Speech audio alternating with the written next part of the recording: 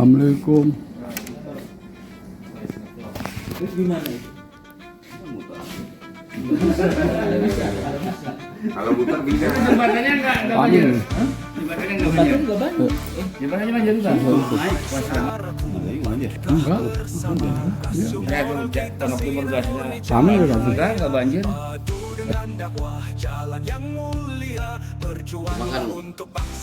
Ya pokoknya yo, selama yo. Yo selama kan. Saya mau ke Karawang itu. Ayo, ayo. Pintunya dulu, pintunya dulu. Kenapa? Pintunya. Kayaknya itu lagi kebanjiran. Nah sekarang banjir aja banjir. Ya. Saya punya dasar ilmu, Pak Amin punya dasar ilmu yang berbeda. Kelihatannya akan Iya. banyak keburukan. Agak Kalau kontras saya, ya, kalau kontrak. Pak Amin kan menyimpulkan sendiri. Kalau saya nggak berani menyimpulkan. Oh. Kalau hadis ya kesimpulannya ulama di kitab hadis itu. Ya. Baik, tentang banjir. Ya. Berkenaan dengan banjir, tentu yang pertama wa anzalna minas sama'i ma'an biqadarin fa askannahu fil ardi. Kami turunkan air hujan dari langit dengan kadar yang pas. Surat Tidak apa mungkin itu? berlebih. Ayat apa itu? Surat apa? Nanti dicari di sini. Ya. Kami resapkan air itu ke tanah. Berarti ayat ini menerangkan kepada kita bahwa hujan ketika turun kita harus menyambut dengan resapan-resapan air. Kita harus menyambut dengan resapan-resapan air. Kita harus menyambut dengan resapan-resapan air. Maka ketika kaki saya menginjakan pertama kali di Jakarta ketika turun dari Pulau Gadung, saya melihat reklame besar dari Pemprov DKI. Ada gambar rumah kena air hujan. Kemudian air hujan ternyata tidak masuk got, tapi di rumah masing-masing sudah ada sumur-sumur resapan. Saya pelototi itu, saya langsung, wah ini Quran udah ngomong. Bagus berarti. Wa anzalna minas sama'i ma'an biqadarin. Kami turunkan air hujan Tahun dengan berapa kadar itu? yang pas. Tahun berapa? 93. Oh, belum. Belum. Kami resapkan air itu ke tanah. Maka rumah saya bisa Bapak cek kalau hujan turun itu nggak ada yang ke got. Saya punya tanah memang khusus untuk menyimpan air sehingga kalau hujan selesai itu ada genangan, tapi sejam kemudian kan sudah Surut. Coba kalau ini diamalkan oleh kita semuanya tidak akan banjir insya Allah. Tidak akan banjir insya Allah. Tidak akan banjir insya Allah. Ya, Al-Quran Itu sudah satu. ada. Yang kedua berkenaan dengan menanam pohon. Menanam pohon itu diperintah. Menanam pohon itu diperintah. Menanam pohon itu diperintah. Ada 3 hal kenapa kita menanam pohon. Satu, agar pohon itu berbuah, menghasilkan sehingga bisa dimakan. Di Sahih Muslim Rasulullah bersabda, "Ma min muslimin yagrisu gharsan fayaquluhu tayrun aw dabatun aw insanun wa masuri qalahu shadaqatun." Tidaklah muslim yang menanam tanaman hasilnya dimakan burung, dimakan binatang, melata. Melata itu berarti kambing dan teman-temannya. Kalau burung termasuk codot, kelelawar. Kemudian dimakan oleh manusia. Tafsirnya apa? Yang menanam, tetangga, dan dijual. Yang keempat, hilang karena dicuri. Semua bernilai sodakoh bagi yang menanam. Oh. Jadi yang menanam itu dapat pahala sodakoh dari sekian orang yang makan buah atau sayur yang dia tanam, meskipun hilang dicuri, itu bernilai sodakoh. Berarti kesimpulannya menanam pohon itu tujuannya adalah biar bisa dimakan. Itu yang pertama. Yang kedua, menanam pohon tujuannya untuk rindang, apa namanya? Teduh. Berteduh. Penghijauan. Penghijauan. Oksigen juga. Dalilnya ra'aitu rajulan yataqallabu fil jannah fi ghusnin qata'aha min dhahri thariq. Aku melihat orang itu bahagia di surga. orang itu bahagia di surga, orang itu bahagia di surga karena dia dulu rajin merapikan ranting-ranting pohon yang ada di kanan kiri jalan. Karena tu'dil muslimin, karena ranting ini kalau terlalu panjang mengganggu kaum muslimin yang lewat.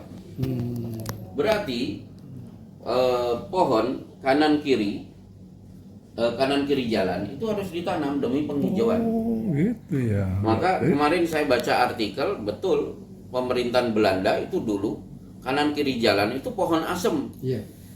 Saya baru baca kemarin. Dan memang itu termasuk ittaqu alla inaini allati yatakhalla fi tariqin nasi aw fi dhillihim. Hati-hati dengan orang yang dilaknat oleh Allah, malaikat dan seluruh manusia yang suka membuang kotoran di jalan atau di bawah pohon yang biasa orang berteduh di bawahnya. Dilaknat. Tanam pohon-pohon yang biasa orang bisa berteduh. Itu tujuan kedua. Jadi tujuan pertama diambil buahnya, daunnya atau buah-buahannya. Yang kedua demi penghijauan. Nah, yang ketiga demi resapan. Oh, masuk ya. Maka ada doa mengalihkan air hujan supaya tidak turun di tempat kita. Allahumma hawalaina wala alaina, Allahumma alal akam wa dzarab wa butunil audiyah wa manabitis syajarah. Ya Allah, jangan turunkan hujan ke tempat kami, alihkan ke tempat lain. Turunkan ke gunung-gunung, bukit-bukit, perut lembah, tempat-tempat yang banyak pohonnya. Jadi gunung banyak pohonnya, turunkan ke sana ya Allah. Coba pelajaran IPA kelas 5 SD saya masih ingat. Jadi kenapa ada resapan? Karena gunung-gunung menerima air hujan, kemudian tidak langsung disambut oleh tanah, tapi disambut oleh pohon. Akhirnya di bawahnya muncul sumber-sumber mata air. Jadi solusi banjir itu sebenarnya sudah ada dalam Islam. Cuma ya kita taunya bikin wudhu. Yang modern modifikasi cuaca ya. Nah itu kalau modifikasi cuaca, saya masih ingat dulu Madinah pernah kering. Pernah kering. Pemerintahan Jepang menawarkan modifikasi cuaca tadi. Dijawab oleh Syekh Hudayfi, Imam Masjid Nabawi. Umat Islam punya sholat istisqa. Umat Islam punya sholat istisqa. Umat Islam punya sholat istisqa. Kami tidak butuh itu. Akhirnya betul, sholat istisqa belum selesai, hujan sudah turun. Sebagaimana umrah saya terakhir, khatib membawakan hadis di Musnad Imam Ahmad. Kharaja Sulaiman yastasqi. Nabi Sulaiman keluar untuk menunaikan istisqa. Faro'a namlatan, tiba-tiba melihat seekor semut. Mustalqiyatan dhahruha ilal ardi rafi'atan qawaimuha ila sama. Si semut itu sedang merebahkan punggung di tanah, keempat kakinya mengarah ke langit. Sulaiman kan paham bahasa semut. Dia dekati, ternyata semut sedang istisqa. Allahumma inna khalqun min khalqika laisa bina ginaka an sukiyaka. Ya Allah, kami makhlukmu sebagaimana makhluk-makhluk lain yang butuh curahan hujanmu. Mendengar ini, Sulaiman, irji'u faqad sukitum bidakwati ghairikum. Ayo pulang, nggak usah istisqa. Sudah diwakili ini sama semut. Baru balik badan hujan turun. Masya Allah. Nah, khutbah Jumat di Mekah, penutup khutbah, khatibnya membacakan ayat itu. Selesai hadis ini dibaca, langsung hujan turun dengan deras.